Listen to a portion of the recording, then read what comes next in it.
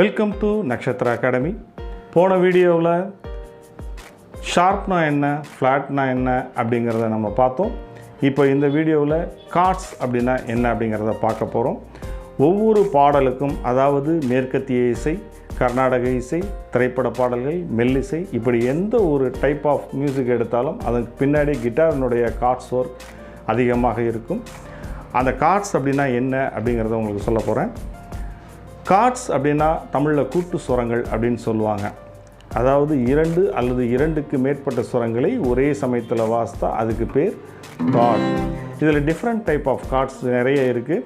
Major, minor, seventh, major seventh, minor seventh, added ninth, suspended fourth, augmented, diminish, இது மாதிரி நிறைய variety of cards இருக்குது. அது பின்னாடி வர வீடியோக்களில் பார்க்கலாம். இப்போது உங்களுக்கு ஒரே ஒரு கார்டு சொல்லித்தரேன். That is C major.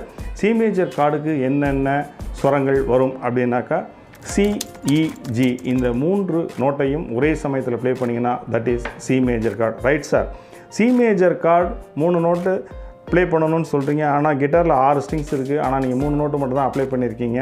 அது எப்படின்னு நீங்கள் கேட்கலாம்.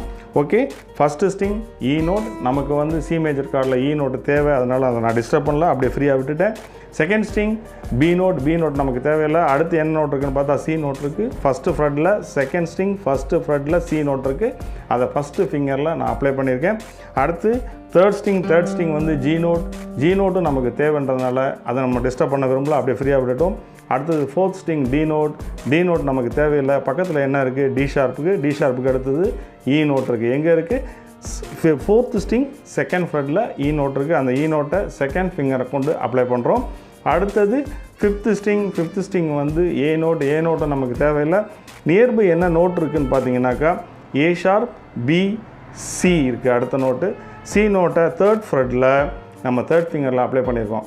So 6th string, then open E note.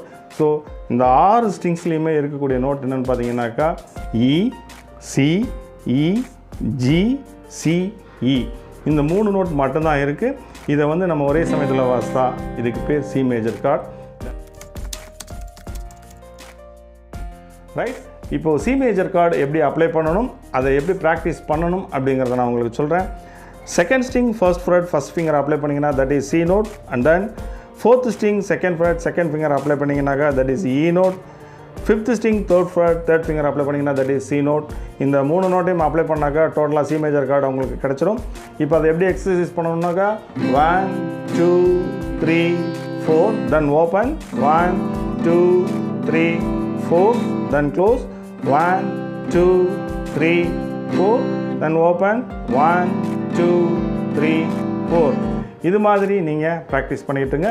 Upcoming வீடியோவில் சி மேஜர் கார்டினுடைய ஃபேமிலி என்ன, அதை எப்படி நம்ம ப்ளே பண்ண போகிறோம், என்ன ஸ்டைலில் ப்ளே பண்ண போகிறோம் அப்படிங்கிறத நான் உங்களுக்கு சொல்கிறேன்.